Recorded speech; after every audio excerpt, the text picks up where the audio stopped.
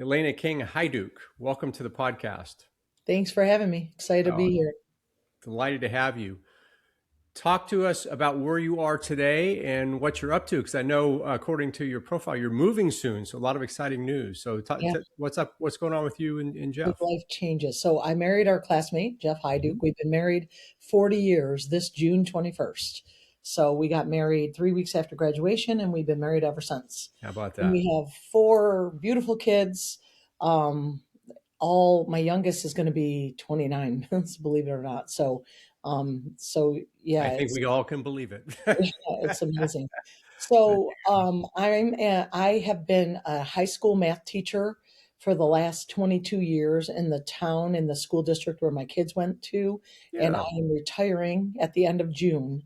And so a couple years ago, Jeff and I bought a house in North Carolina. It's north of Charlotte, Denver, North Carolina, yeah. and we've been slowly moving our stuff down there. And in the end of June, last day of school, the 26th, I'm getting on a flight and flying down there. There you go. So excited. Three of our kids live there, and one of them is in the Air Force. He's getting out in June, and Brilliant. he's going to be in Norfolk, Virginia to do a residency in emergency medicine.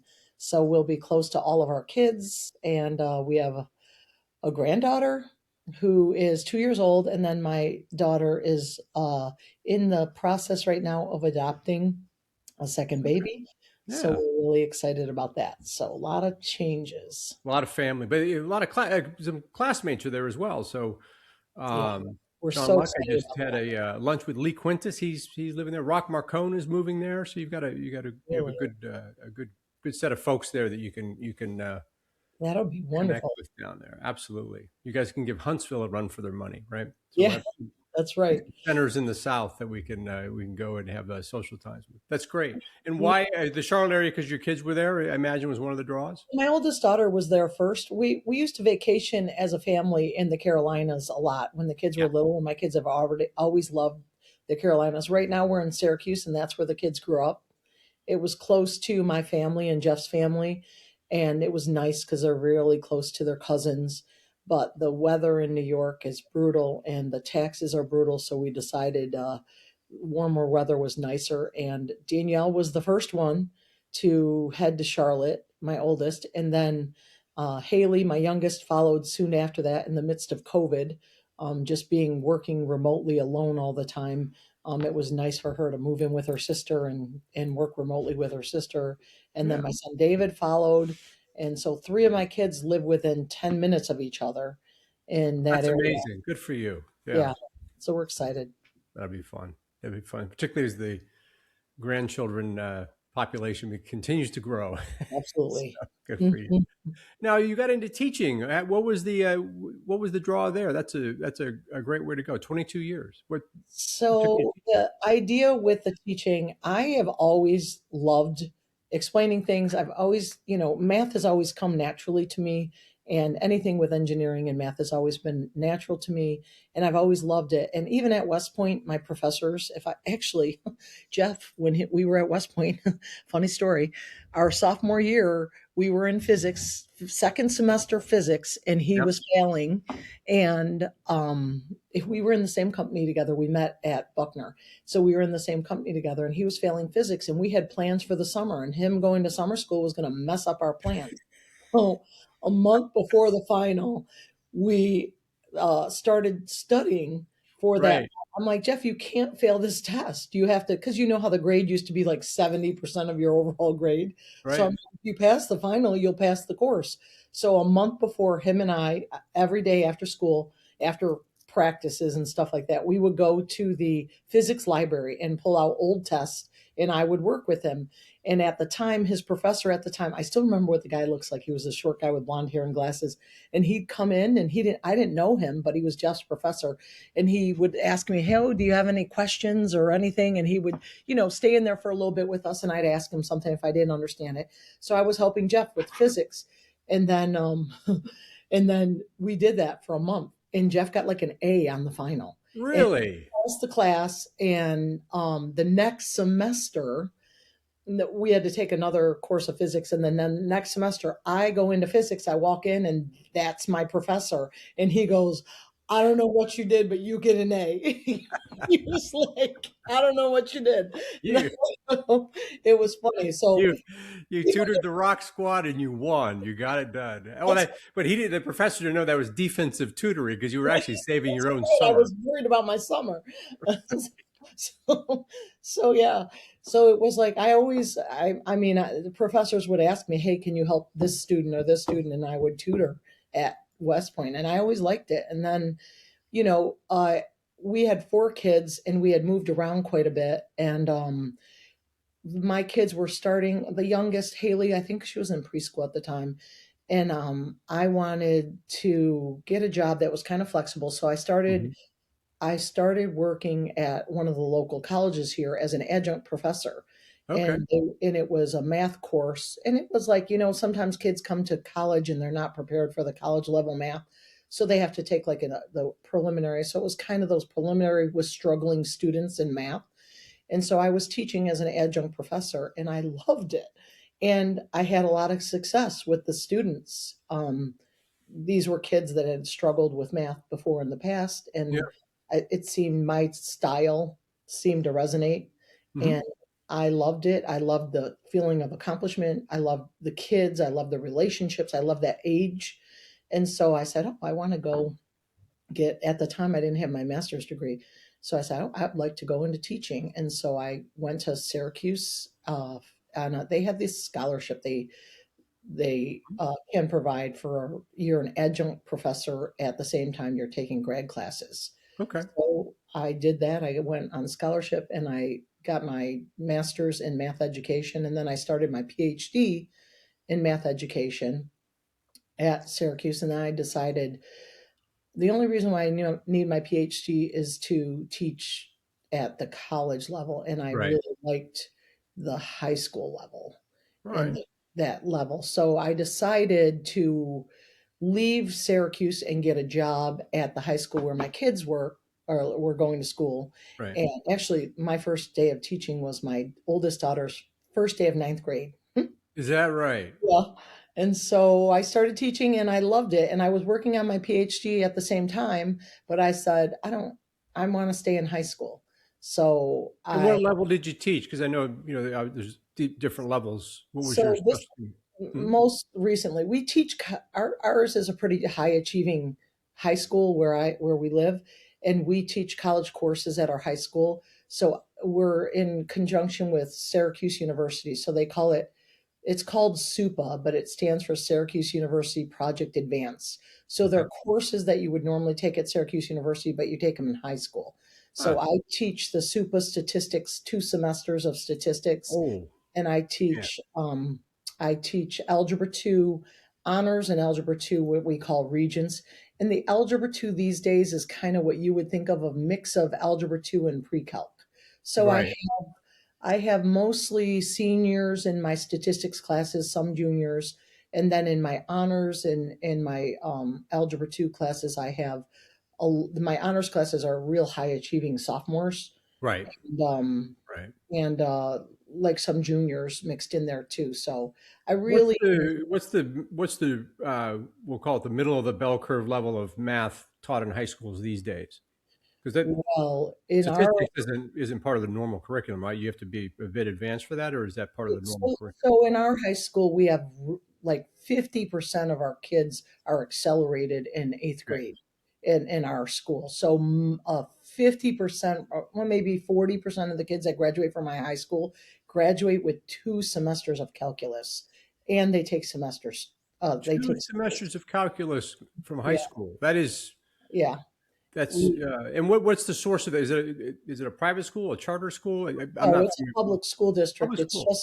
It's just an area that has it's just an area that parents care about education, and it's always been a real high achieving district. So all the professors that are we have several local colleges. The professors kids all go there. People that own businesses, they send their kids there. All Yeah. the professionals, because it's just a high achieving not private, public school district. Right. It's just Well, that's encouraging. Yeah, it's a Here, I really mean, all it's the a very good gloom and school. gloom out there, that's encouraging to hear that. It's a very good school district. So over 22 years, what's your personal perspective on the kids? I mean, what I mean by that is Yeah. when we go back and meet the cadets today, there's always we all kind of laugh and say, gee, I never would have gotten in if, Yeah. meeting these cadets today are very impressive. What's your impression over 22 years of the quality of the kids coming in? I mean, So, like my high achieving students that I have in sure. my class, they're solid kids. I mean, Yeah, they're very good kids. They have stressors in their life that we didn't have to deal with. right. And there's a big debate in public education these days about cell phones in schools. And New York has had made it a law where they're banned in the school. Hmm. And and I think a lot of stresses and anxiety, the kids these days have issues with anxiety and they talk about that more. I would have never said the word anxiety even while at West Point. Sure, right. It I wasn't wouldn't have been like, oh, I'm anxious or I'm nervous, or I would have never thought like that. I would have been like, suck it up, just do it. That's what I would have thought. These kids talk about that stuff and I'm like, okay, it's normal to feel like we talk about it so much that I feel like kids feel like stress is something not normal. And I'm like, guys, newsflash, it's normal. yeah. It's good in some cases. It's good in a lot of cases. So I do feel that kids have stress and they're bombarded with information that's not necessarily factual because of the cell phones and the social media. And we never had to deal with that in the way that these kids have to be like savvy consumers by the time they're 12. Right. And I think that's the biggest difference is kids these days struggle with depression more than any other group I've ever seen before because they I'm not exactly sure, but I think it's definitely correlated with the increased use at younger ages of cell phones and social media. Yep. And so I feel like the kids today, they're good kids. They're great kids. I love the student. That's why I've taught for 22 years. I Yeah, absolutely yeah. love what I do. I love the kids and I'm passionate about it. I feel that they struggle with things that we never even thought twice about. And I think they're bombarded with um, that on social media. And I think Right. that causes stress. You're on all these sites and you see your friends and you think their life is great and you think, oh no, I don't, and Yeah, yeah. I think they struggle with it. As an When did the adult, cell phone start? I guess over 22 years. When did the cell phone start becoming a thing in the classroom? I mean, that because there was a pivotal moment. mhm. The COVID pandemic was a pivotal moment in education in a negative way because we isolated kids. Yeah, We remotely keep 6 feet away. We taught remotely. We did all this stuff, and kids. The first year we got back from COVID, when the kids were back in the classroom, my kids, these were high school 10th, 11th, and 12th graders yeah. that did not know how to work collaboratively. They didn't know how to work in a group. I had to teach high school seniors about to go off to college. I would have to write instructions on, okay, first everybody read the problem, then everybody turn, introduce yourself to your partner, give a 30 No second kidding. synopsis of what you think. It was Yeah. like I was baby stepping them through some things that we just took for granted Right. at Right. age. So the pivotal change with all that, the electronic dependency really expanded during COVID because kids were isolated. So that was their source of interaction with the world was through electronics, Yeah. Yeah. computer So or interesting. phone or whatever, and that never really stopped. And that was when it started. I saw a definite change in that emotional well-being with a lot of kids at that Yeah. point. So that We've was been that's hearing stories of the academy. We were there recently, and hearing some of the stories about during COVID, they were locked at home and had a really disruptive experience. And certainly, you had a front row seat to that. And what's it going to feel like? Oh, well, first of all, how did you navigate it with four of your kids going through that school and you were there?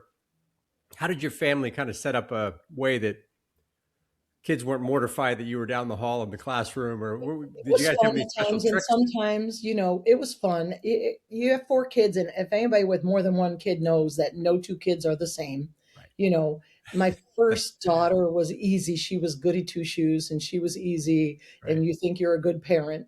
It has You're nothing right. to do Right. with you. You know what I mean?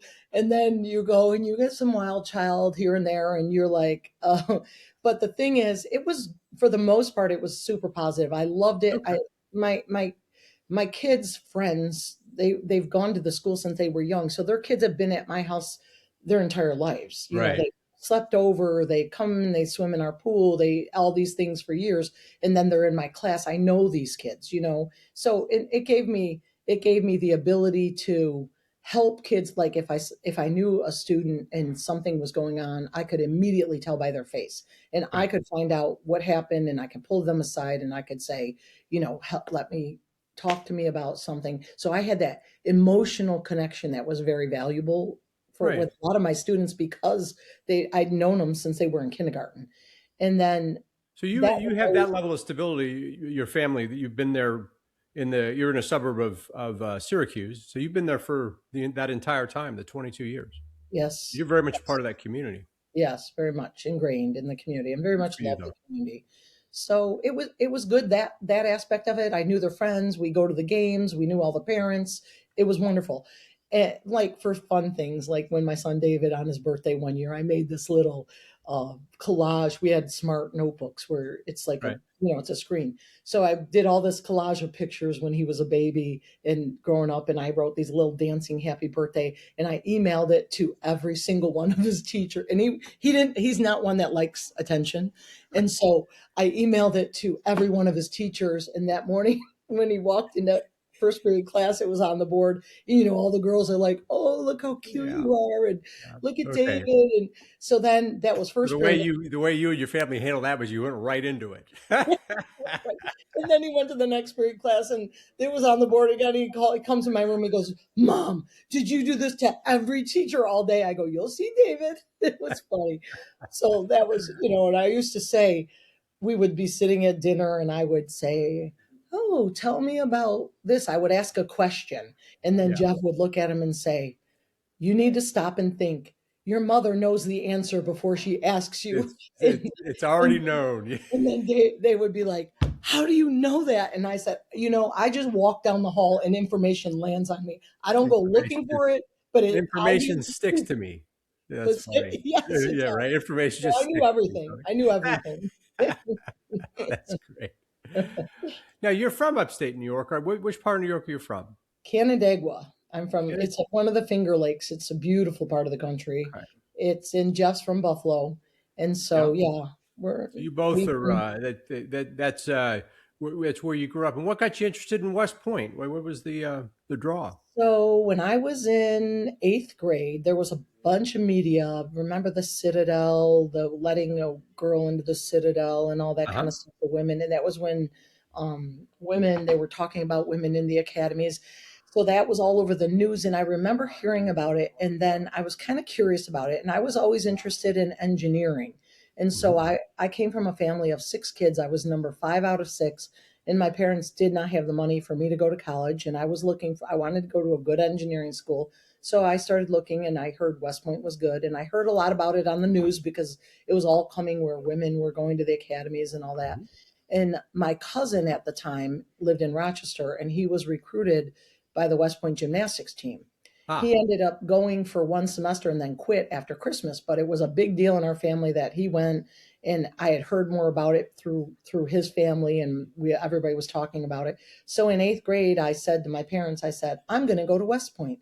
And my dad said to me, "Lane, if you graduate from West Point, I'll give you $10,000." And I said, and this was my parents had no money.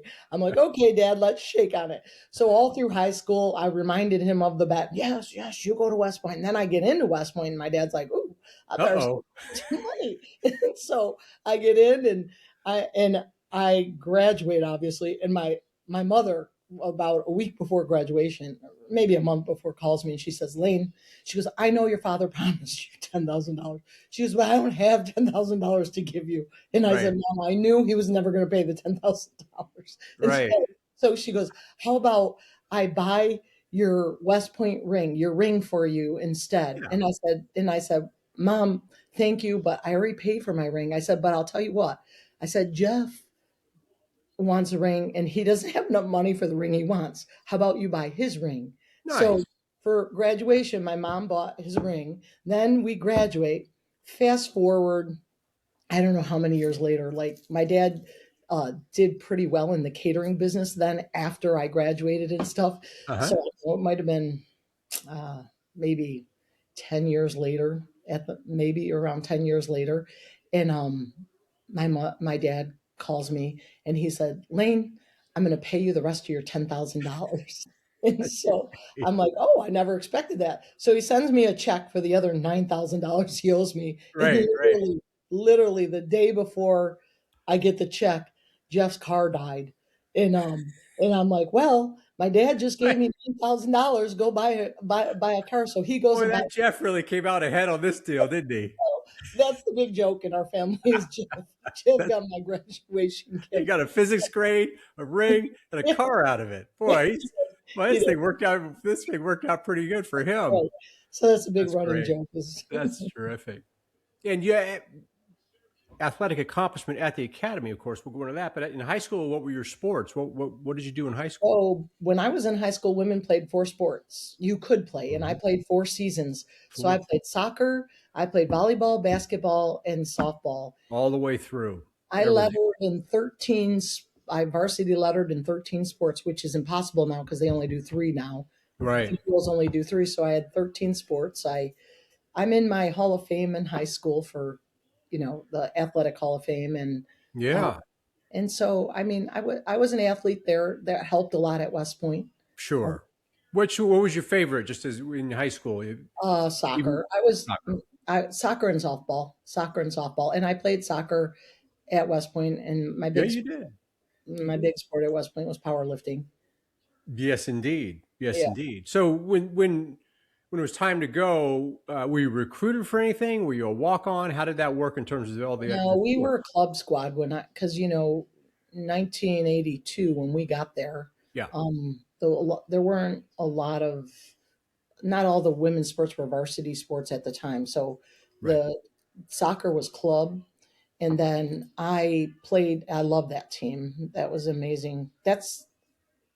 I still keep in contact with teammates from that team. I mean, You that was a do. Good for you. Yeah. yeah, it was a club. The year they went core squad was at the year after we graduated. Is that So right? Okay. club, and then for early on when I was at West Point, Major Griffin used to work for the DPE, and he spotted me. I used to go to the gym and lift weights. I was, lifting weights and working out, and he spotted me in the gym, and he was like, "Oh, you need to be a power lifter." And I was like my freshman and sophomore year, and it might be hard for a lot of the guys at West Point to understand, but at West Point, powerlifting wasn't.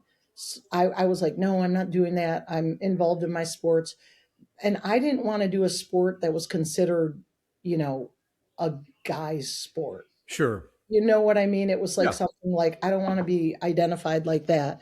I don't want to be. I want. It was hard to be feminine and a cadet. As it was. Sure. Right. Yeah, and Yeah. so I really struggled with that, and so I was like, Mm, I said no. I would turn him away and stuff. I remember him one time.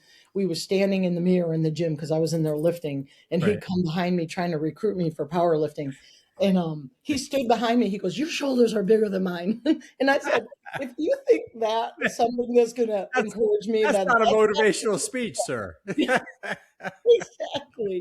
So, but he did. He was persistent, and I joined the team my junior year. And Junior year. Okay. yeah, And I then mean, how did you have to learn skills? Because you went on to great success at yeah. powerlifting. So was there a No, certain no, Grant, I've been lifting weights since I was in high school. I was in right? sports in high school. I've been lifting my whole high school career. I always went to the gym and I was always fit and in lifting and in shape. Yeah. So I'm built like a square. Like I have like my brothers are really broad shouldered and strong, and I have naturally very muscular legs. So physically, I had attributes That that that were. assisted with It's that. not Yeah. always good to have those attributes at West Point because it was hard for some of the things that, like getting on the shelf when you're square is hard, Yeah. and Yeah. so they didn't always work in my favor. But for powerlifting, I had the body Well, frame. here's a secret, Elaina. When you're built like a popsicle stick, it wasn't hard. It wasn't easy either. Well, yeah, the clicker board was my best friend. Right. Like I could do Good for push-ups all day you. long. So Right. Right.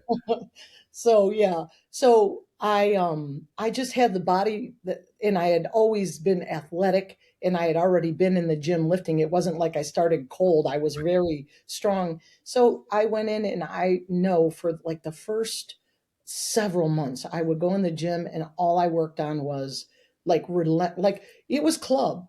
Powerlifting was club. Okay. So I joined, this is funny story. I joined the track team to throw the hammer just so I could be on a core squad team so I could lift weights enough Is that right?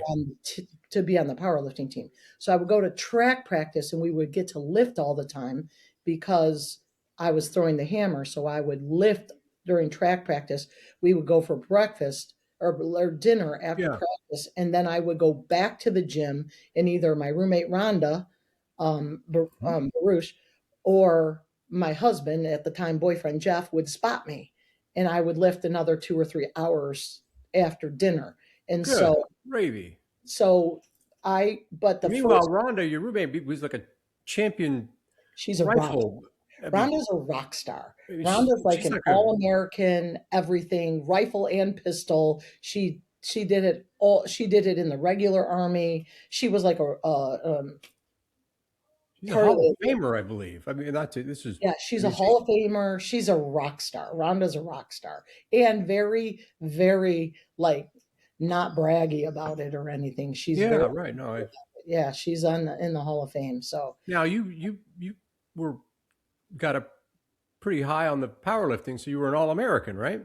I was for 2 years. My first year we had nationals were at West Point, so I came in second that first year in the nation, Hmm. and then my senior year nationals were in Chicago. So I won the nationals that year. I got All American both years, and then my senior year I broke a record in the bench, a national record, and I got named best all around lifter. They do the total amount you weigh, your Yeah. body weight versus the amount you lift. So I won the overall best lifter in the meet, which So was, that major that ran into you in the weight room that had the diminutive shoulders, he might have had a point. he didn't have small shoulders either. Yeah, he was Well, funny. we're just I gonna go remember with it. Yeah, saying that. I'm like, he was that a is not he was a thin encouraging. fella. That's amazing. So that what a room. You and Rhonda in the same room. I mean, good Yeah, she gravy. was she was so humble about everything, and she was like the best support ever because here I am on a club squad trying to find every minute I can to lift and do the stuff. And Rhonda was right there. She'd be like, "Let's go, Lane. I'll spot you. You need this or you That's need great. that." She was amazing. So That's she great. knew it was hard being on a club squad trying to compete at that And how level. did you both contend with academics? Because I mean, when you hear just that So schedule where you're going in the evening and lifting, I mean, that really eats into your study time. So the thing was is I have never you're gonna like laugh at me probably because most people did. I have never taken a nap like at West Point. I mean, people used to take naps at West Point, and like after dinner they would stand in the hall and chit chat. Or I had never watched a movie in the day room all 4 years at West Point. When Really? I just I would when my schedule allowed, I'd get my homework done during the day. I always knew what was coming up. I had a calendar on my desk. I would do get ahead on the weekends if I could. I would You were focused. free period. Yeah, you had to be because I didn't have that much time to Well, as train. a guy that used to stand around the hallway, I'm not sure how to take all this. But I never did that. I, as the girl who was on the other side of the door with a guy throwing the lacrosse ball at your door, I know Right. those guys. Oh yeah. So I That's mean, funny. yeah, it was. I was thinking about you and Jeff both because F3, I was down the hall in I3, a bit away, right? Yeah. And I remember you both very clearly, but I didn't see you both out a lot as we were wandering the hallways, maybe having a chin wag or two. No, I would, and you know what? I never went to bed past like 10 or 11 Is that right? because I would do the work any time I had during the day. I would do work. I would um, not screw around after dinner. I would get right back into my room and start studying. And then once a certain time, I would go to the gym and work out, come back from the gym, take a shower. Yeah. If I wanted to go to bed to sleep, all I had to do was open up that history book I was had to read and put me asleep in about 20 minutes. And Rhonda was just like that too. We were just Bushy. Yeah. disciplined, and I Now, did mean, they let you room together multiple years? Is that the so we scrambled, and we got both put into F3 together. And though 3 years, we were the only two females in our class. So her right? and I roomed every semester except for one. I was on battalion staff one Yeah. semester. So 2.5 years we were roommates. We're And tight. good for you. I mean, I have to believe that you both, or we have to think that you both helped each other in your Yeah. respective areas because you kept an Yes. environment where you were Absolutely. both focused. We did it together. Her and I, that cooperate to graduate, that was us. Yeah, good for you. Now, F3 as a company, what plebe company were you in, just to kind of tie it I together? was an E2. I Okay, was E2 dog. all right. And then how did you find West Point? As a plebe and those types of things. You were doing the athletic stuff. How did you find out all of that, the discipline and all that? Did you just pick I it up mean, like the rest of us, or what'd you no, think? I mean, the discipline didn't. This is my theory on West Point. No matter who you are, what your background is, there's something at West Point that will challenge you, whether it be mentally, physically, academically. There's something for everyone. Some things don't challenge some people, but something will. And for me, it's weird. The thing that I worked hard academically. I worked hard, but it wasn't like I was on the cusp of failing ever. So I Well, you worked. earned stars at least one semester because it mentions Yes, that in the howitzer, right? yes, So yes. that's not the cusp of failing. No, but I worked hard. I didn't. It Yeah, wasn't yeah, like I didn't do anything. I worked hard and I took sure. hard classes and stuff. But the academics wasn't my nemesis, and physically it wasn't really my nemesis. I was an athlete, and I could, there was different things like that. That Yeah, I'm just not built for the obstacle course. That wasn't my best thing. I could do yeah, right. sit ups and set records, but I wasn't the fastest on the 2 mile run. But Yeah, that wasn't, I could pass those things. The thing that I that challenged me personally, and this is funny, was the lack of complete privacy and being around the male mentality 24/7. yep, There was no, like, we didn't have locks on our doors. And I right. can't tell you how many times, oh, sorry, we would be dressing or something. There was Yep, no privacy down to your underwear drawer. There yep. was no privacy. And that was hard for me. There was no space that was like my own space where I could get away and just be myself. And then, freshman year, I had a good company. I liked E2. There were the cows in E2 were really great people. I had Ann McIntyre and Carolyn Elliott were my roommates, and they were great. We had a good room. We had So after you got into the groove there with no privacy, um, which was certainly part of the experience, you went into F3, and F3 when we were plebes was a notorious company for its discipline and its difficulty. What was it like going there as a yearling in F3? E2 wasn't known for the discipline, so E2 was great. It was great. And then you go to F3 and you hear all these stories because you hear like they treated the yearlings like you were plebes. They Right, raised the yearlings and all this. We'd hear this. It wasn't. I mean, there were a couple guys that were hazes in the company, uh, right. and but they hazed some plebes. I didn't necessarily agree with their style, but nobody ever bothered me, and anything like that. I mean, I Well, it never, didn't carry over as much. no, it was, it was all hype and it wasn't a lot of that. Well, Pretty much, that's good news. yeah, I was busy doing my thing, playing my sports, studying and stuff like that. So it wasn't a big deal. Yeah. It wasn't a big deal. Okay. Well, that's good You to hear hear. these things and you're like, oh, I'm going to this company. When we do the chicks reunion, all the chicks talk. I'm telling you, there's some companies in first reg were way worse than F3. And Yeah. so I'm glad I was in F3. We've heard about these conversations you all have at those Oh, yeah. gatherings, and we know that we're not allowed to hear about them. No, you're We not. hear all But about we them. learned a lot. And I was like, I'm glad I was in F3.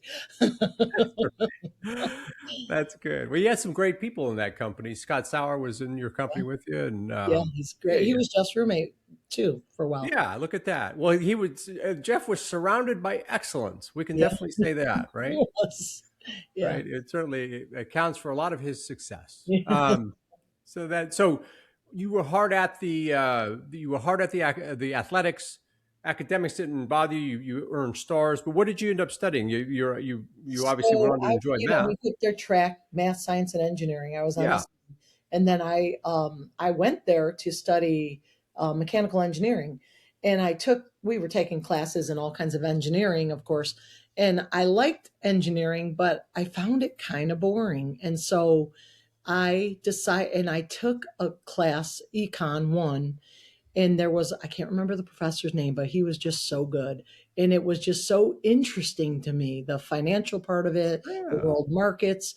And I remember calling my mom and saying, Mom, I came here to study engineering, but I love this class, and I find it so interesting, and when I do the homework, it's not a struggle. I just want to learn more about it. She said, you do what you love. You do what you love. You just take the major you love. And I did. I switched. Well, in my head, I was like, I'm going econ.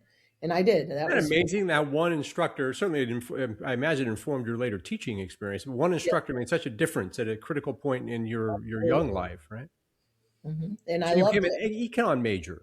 I was, and I used it my entire life, investing and finances and all that kind of stuff. Yeah. I've used it my entire life.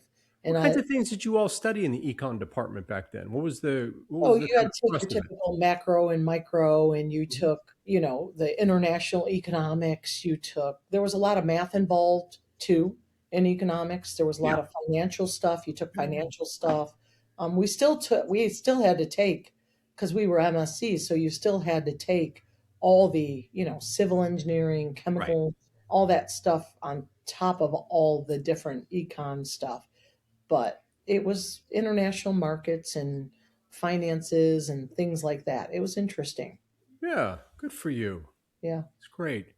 Now, what aviation, which is where you ended up branching, what caught your eye about aviation? So I remember trying to pick a branch, and I could Mhm. pretty much pick what I wanted. And I remember there was he was a sergeant major or master sergeant that was like in our regimental command staff, Uh-huh. in the NCO staff. And I liked the guy. I came across him one day and I was saying, trying to decide which branch, and I was trying to decide between military intelligence and aviation. Because, when you do the branch stuff out um, in the summer at Buckner and stuff, they give you a little bit, they give the combat branches a lot. They don't talk too much about some of the other branches. And so remember plebe summer, the last week in plebe summer, how we did the Huey flight around West Point, the Yeah. surrounding area with your squad, and then they took a picture. So that day, I remember flying in that Huey thinking, oh my god, this is so cool. And then I was talking to the pilots after, and I was like, officers do this? And they're like, yeah, officers fly. And I was like, you mean you get paid to do this? And they're like, and I thought it was just the most amazing thing ever. And I just, Right. at that point, I was like very interested in aviation from that plebe experience. So that never left me. So when I Okay. was Yeah. when we were going to start putting in our priorities for branches, I came across this NCO, and I remember asking him about it. And I was trying to decide between military intelligence and aviation. And he said aviation, definitely aviation. And he gave me, he gave me his list of reasons and things like that. But it was like, where else can you go to learn to fly and do that? It was just awesome. And then when I went to Rucker, having all the engineering classes really helped a lot because in flight school you not only learn to fly, but you have to learn about, the actual aircraft and what makes it Yeah. and everything. But you So didn't do the CTLT or the course no, early, right? Some no, folks got to do that, right? no, I did not do that, Okay. because our summers were designed so we could spend them together between Jeff and I. So Right. we, There you so go. we took things where we could all go together, where we could be Yeah, together. fair enough. Okay. And yeah, so then I didn't do that because he wasn't interested in that. So no, I didn't. So I just wanted to do aviation. And you have to pass the physical, and you have to pass, they called it a fast test or something. Right.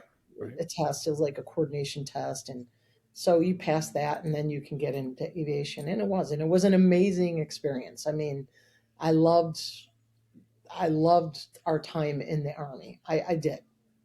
Now, you aviation school is a very different experience than some of the other branches. So, Jeff, where did he head out after graduation? Because he So had to go. he was field artillery. Yeah, So so he had he to go to went to Still Fort and do all Sill. that kind of good He stuff. got married on June 21st. Yeah. And I had to report to Fort Rucker July 31st. So we had like 5 weeks.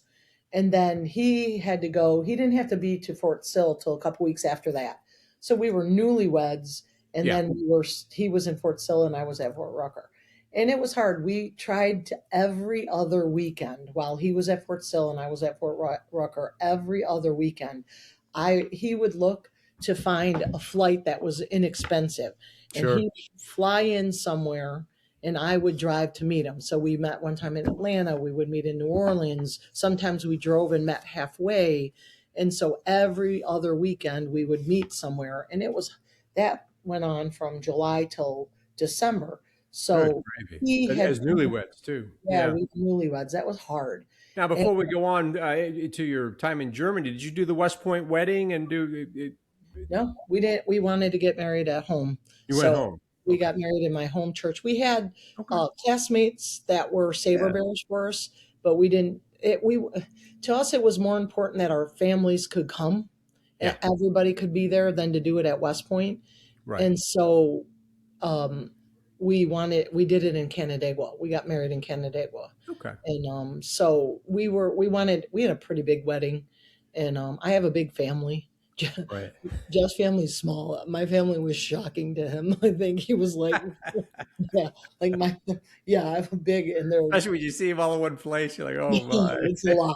We're a lot to take in. So yeah, but we did it in Canandaigua, and it was fun. So And now you both got stationed over in Germany, we got which stationed in you Germany. At first, so just to finish that, sure.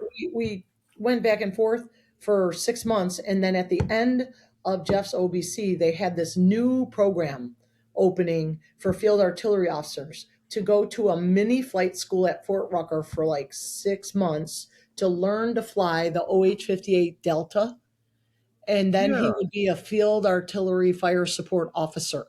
So he would operate like the computer on the helicopter, but he had to be trained to land it, take it off in case of emergency and stuff. Yeah. So he said, because he got Fort Lewis, Washington, because he was enlisted before and he was stationed there before. And I'm like, I don't care, I'll go to Fort Lewis. But he said, if I take this, so if he took the AFSO spot, he got to come to Fort Rucker in January, which meant a Ah, lot to us because we had already been separated 6 months as newlyweds, and I wasn't done for another 6 months, and that seemed like eternity to us.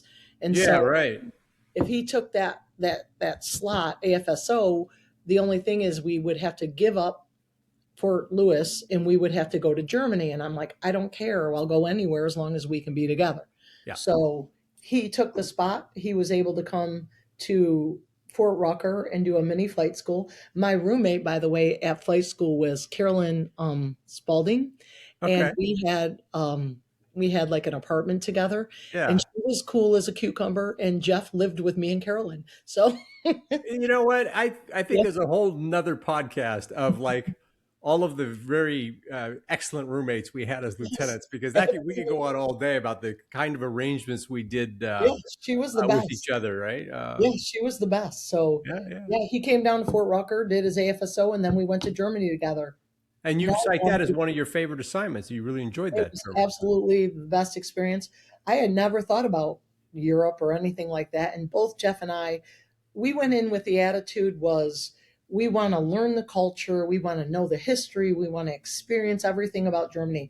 If there was a food we never ate, we wanted to try it. If there was a beer fest we hadn't been to, we wanted to try it. Yeah. And that was the experience. And that, because we saw people over there that wanted to make a mini America in Germany. And we Right. were like, no, we're in Germany. Let's enjoy Germany. And the very first weekend we got there, Mike Sturgeon, who was part of F32, was already there. He was another AFSO, and he was already there with his new wife, Yeah. Lala, who became one of my really good friends. And he took us to a beer festival in Oxenfurt, Germany, which is outside of Würzburg. And we met a German family because Mike spoke fluent German. His mom's German. He spoke fluent German. So we met this family. It was an older couple, Louis and Greta. Well, they seemed older, but they probably were 50. These days, right? Yeah, Yeah. yeah. Those So we youngsters. met them the first weekend, and it happened to be Jeff's birthday. Oh boy. So the German guys found out it was Jeff's birthday, and they Yeah. were buying him Hefeweizen. And, he wasn't used to German beer, and it wasn't pretty. And Right. so we met them all. And then the end of that night, they were like, come back tomorrow. This was a Saturday night. Sunday, we get there, and Jeff's like green in the face because of the night before. And he's drinking water, like mineral water. That's what they serve you in Germany. And so Louis, the old guy, comes over and he looks at Jeff. He goes, you vimp. And that's the only English he knew. And he's like, Oh, you boy, vimp. what English to know to So get then Jeff he at that started drinking moment. beer again. He was like, I got to drink beer. so, Oh my so they goodness. became a second family to us over there. And we met all their extended family. We went to their weddings. We went that, Really? That's yeah, great. Louis and Greta were Yeah. like, Greta passed it. We actually, this past year, Jeff and I went back to Oxenfurt, and Louis and Greta are gone, but her sister was there and all their kids and everything. Yeah. This gives me chills talking about my son Jonathan stationed. He's in the Air Force. He's stationed in England, and I wanted to take him to Germany to meet all our friends and to show him everything that we did. Show him everywhere we went in Germany. So we go into Oxenfurt. We're driving our rental car, and lined on both sides of the street in Oxenfurt are all our friends welcoming Really? back. I Good for jump you. just driving. I'm like, stop the car. I jump out of the car and they're all there. They have signs welcoming us, they're hugging us. It was awesome. I introduced my son and I start rattling off my broken German and Yeah, Jonathan. yeah. Yeah, so they understood, they didn't speak English, but I could speak enough German at that point where What an amazing opportunity. Just that you met those people at that initial stage, and it really set the stage for a lifetime of friendship. Good for they you. were amazing. We love them. They came here to visit us in the States. A couple of them had come over here to the States to visit us. Louis and Yeah. Greta came over twice to see us. They Yeah. were great. They were awesome. Yeah. That's terrific. And a Good lot for of fun. you. They went when Danielle, our oldest, was born over there. Greta babysat her as a newborn. Really. Yeah. They had a picture of her on their wall with all their grandkids. They considered her a grandkid. That's So, great. yeah, that was super cool. And then how long did you all stay over there with your assignments there? Was it 3 4 or 5 months? years. 3 years. Yeah, Okay. 3 years. And then came back to the States. How long did you both stay in? So we came back to the States and it was during Desert Storm. So Yeah. Danielle was born in April and Desert Storm like kicked out that August. So we were kind of in the middle Right. where my unit was getting ready to deploy, and I had been first I was the Huey platoon leader in my battalion, and Yeah. then I was the battalion S4, and Yep. then I was the brigade assistant S4. And so we were all getting ready to deploy. So I was in charge of all the logistics for it and everything. And so we didn't know if we were being deployed or if we were coming back to our advanced course because we were supposed to come back in September. It was a dynamic time for all of us in terms of Yeah, that kind of so we stuff. didn't know, and I had a newborn baby, and we had to go through the whole process of um, signing over custody, calling my mother, and my sister was going to take custody of me and my daughter, but first we had Right. to sign her over to Louis and Greta. That's who I signed custody until my sister and mom could come to Europe to pick her up if we were deployed.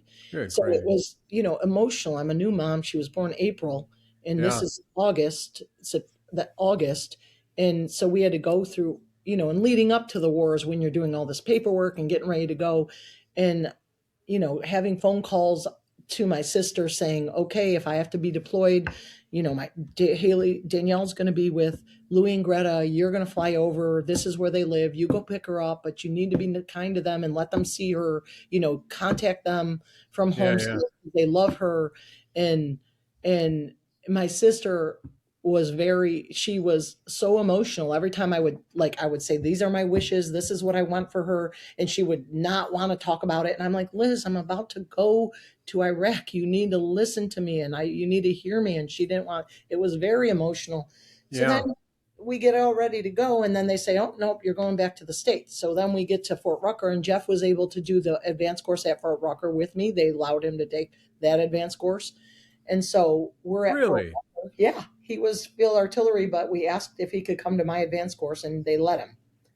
So There we you were at go. Fort Rucker together. And then soon after we got to Fort Rucker, they had a lottery to list by aircraft your you got a number. And so when the war kicked off, because it didn't kick off, I don't think, till January, so leading up to the war, you got a lottery with a number to say, if a pilot gets killed, you're this replacement officer for Right. that aircraft. So at that point I said, well, I would rather go back to my unit in Germany because I was a logistics officer. I mean, S4. I know everything. I know they have the equipment. I know the aircraft. I know the pilots. I know the crew chiefs. I want to go back to the unit I just spent 3 years with. Right. I want to be a casualty replacement officer. I want to go back to my own unit. And I requested to go back to Germany to be with my unit, and they said no. And so Mm. we just waited. You didn't know. And it turned out, it wasn't what they anticipated. They didn't, Yeah. Right. the war wasn't what they expected. And so we didn't have to do that. But that 6 months But of, that's an unnerving 6 months yeah, because with a yeah, brand new baby, with a brand with new a brand new baby. baby. Yeah. And so after that, I said, you know what? I'm not, I want to, we wanted, I wanted to get out after Yep. that Yep. because of all that experience. And then I said to Jeff, I can be a military wife. You could stay in. I can, I'm okay with that. Well, actually, before I said I wanted to get out, what we said to the Army was we wanted to be stationed together. So if they would keep us together, Yep. we would stay in, and they wouldn't keep us together. They wanted to send him to Korea and me to somewhere in the States. And I said, we called Branch, and I just said, listen, I'm aviation, he's field artillery. That shouldn't be hard to put together. And I said, I'll go to Korea accompanied. We just want to go as a family.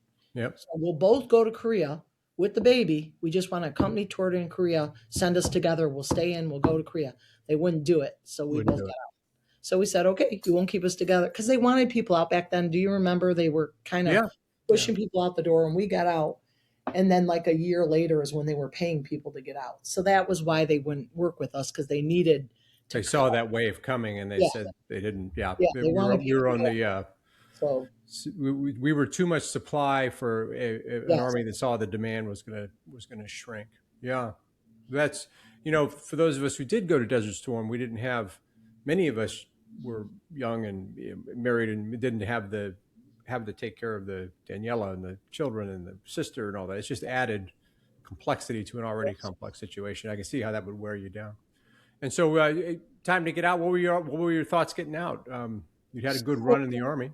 it was weird because when we got out, they had those recruiters that came Yeah. to Germany and stuff. So the recruiter told us one of us was going to have to go forward as the primary, and then once they found a job, then the second person you could find a So you to job. find a job because you know where to go. Yeah. Right. So we did that. Jeff took the job, and then from there, we left um, Fort Rucker, and he took a job with Clark American in Mhm. San Antonio, Texas. And Oh, okay. I will tell you that San Antonio was as foreign to me as, because being from New York, as Germany was. But it was in a good Hey, way. Germany started to make more sense than San Antonio, Exactly. Texas, if you think Exactly. about it. But it was fun. We went in with the same Yeah. attitude. We were going to learn the area, I mean, you won't believe this. I didn't know this about Texas, but they had a huge German population in Well, there you Texas. go. And it was amazing. They had Oktoberfests Look, and Jeff, Hefeweizen. Oh, yes, no. right. Not So again. we loved it. We loved it. It was just really far from our families. So we loved it there. Right. And then we moved quite a bit with corporate moves for years. We moved And quite a now bit. 4 children. So you had Daniela. Did the other Old. three start coming right after you got out? So she was 3 years old when David was born. He was born in San Antonio. He Okay. fit right in because he came out with black hair and olive skin, just like Jeff, and he looked like like he fit right into San Antonio. There you go. There And you go. he was born, and we waited in a hotel for 2 weeks because I didn't want to travel across the country with a newborn baby. So Sure. we waited for a well baby check, and then we drove. That's when we got transferred to Syracuse, and we came to Syracuse the first time, and with David as a newborn baby. And then while we were here, we had two babies. So 3 years after Danielle was David, and then 2 years and 2 years was Jonathan and Haley. It must have So been nice to get closer to the family. it was, they were still an hour and a half away, but it was really nice. Yeah. It was nice. And then we moved back to, after Haley was a baby, we moved back to New Braunfels, which is north of San Antonio, for about a year and a half. Okay. And then we via Pennsylvania, a couple other moves, then we ended up back in Syracuse. So we moved a lot at first, but then when Yeah. Daniel was going into fifth grade, we wanted to give them some stability, and we said we're going to stay here in Syracuse until the kids graduate, go through, and we did that. So So when you got back to Syracuse and you had the adjunct professor opportunity, and then you wanted to go back to get your master's degree, what were the kids' ages at that point? Because you had a so lot going on. when I started my master's degree at Syracuse, Haley was 4. And Okay. sometimes the kids would have like February break, and I was, one semester I would teach one course, and the other semester I would teach 2 courses. And a Mhm. lot of times I would have the football players or the basketball players, depending on what season it was. Yeah. So I would have those players in my class. So when the kids had break and I didn't, because I was on the college schedule and they weren't my kids, I would bring all 4 kids, and they would sit in the back of the room, and I'm like, you guys be quiet back here while I'm teaching this class. And they would sit there while I was teaching. And some of the players, there was a guy, his first name was Terrence. I don't remember his last name. Yeah. He was one of the basketball players. He was like almost 7 foot tall. And so Right. my kids, Jonathan, my son, I don't know how old he was at the time, but he was probably in kindergarten or something, Yeah. 5 or 6. But Terrence was humongous. He was the tallest person that Jonathan had ever seen. So my kids are in the back table, and Terrence is sitting on a table in front of him, and Jonathan sits, gets a chair and scoots up next to him. And I'm trying to teach, and Terrence is trying to pay attention to me, and Jonathan's staring at him. And he had a tattoo, and then when his arm moved, the tattoo moved, and he was Jonathan thought that was staring the at, most fascinating thing he ever. was like, wow. Like, and I go back there, I'm like, Johnny, that's rude. You go back and sit with Danielle. And Terrence goes, he's fine. He's fine. It That's was so just like, funny. it was funny. Well, But I yeah, guess they picked up a little math along the way, sitting in yeah, the back of that's the right. class, I right? brought my kids with me That's to school amazing. sometimes when I was doing it. That's Yeah, Jeff. and so the pieces together there. So 9, Haley was 9. So, but you said that the first Haley was 4. four, He was four.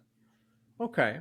And so how Yeah. did that? So then fast forward to you got your master's degree, and then you made the decision that high school was for you. Yep. But you So had I went. your So Daniela was just entering the school as a ninth grader. yep, because I had just master's took 2 years because I had never done education as an undergrad. So I had Right. to do student teaching. So it was a 2-year master's.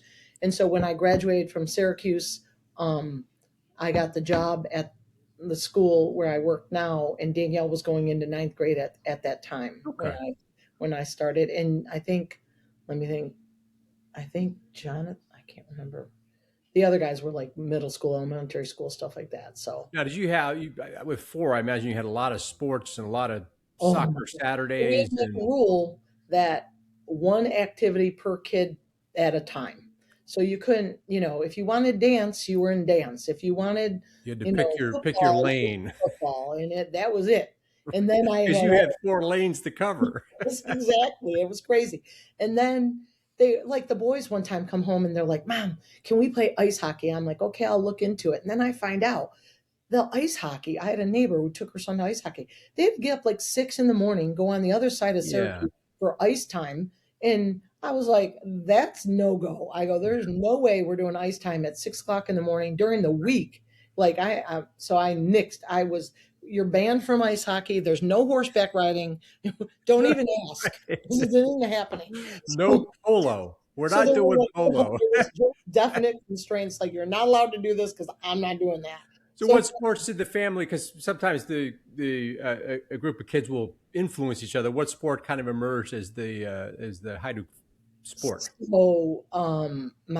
my daughter Danielle, she she was involved like in tennis and swimming. She wasn't a great athlete, but she liked the camaraderie of the team and stuff Yeah. like that.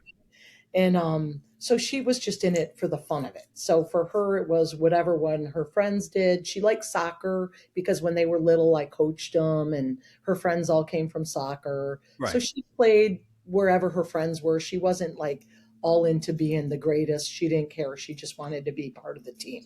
Uh-huh. And then my son David, who is like a natural born athlete, he was really into lacrosse. Lacrosse in central New York is a big deal. And he Big was deal.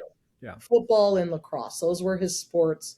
And he did everything. They played since they were little kids. And that group of friends and parents Yeah. that Yeah. that group, we were all over. And he did those, the travel thing and all that. But we had enough friends at the time where we could split up the duties and get him to where he needed to be and do all that. And our son Jonathan, my brothers are from Canandaigua. Hmm. Was a high school wrestling powerhouse when we were in high school, and my brothers were really good wrestlers, state Okay. champions, all that kind of stuff. So my brother Matt ran camps, and I would bring my boys to his camps. And Jonathan really got into wrestling, and so he played football, and he liked it, and he did track, but he really liked wrestling, and that's Wrestling was where he it. really excelled. So he did wrestling; that was his thing, and that had a lot of influence because my brothers had Yeah. influence on him for that. And There you then Haley was her big sport was softball. She played since she was a little girl. We coached those teams, so, go. Okay. when she was little, and that was her thing was softball. She played soccer too, but softball was her thing. So they were all involved in sports, and they did Yeah. music and And dance. and the stability that you both gave them by having the Syracuse or Manlius being the town you were in as your home base allowed them to keep their friends and Yeah, progress the whole way up. Good yep, for you. yep. Now I ran into you and Jeff at the a couple of football games. I don't get there that often. You guys go down and support Army, and you certainly are Yep. there at the tailgates afterwards, and so you get down you get down a bit anyway.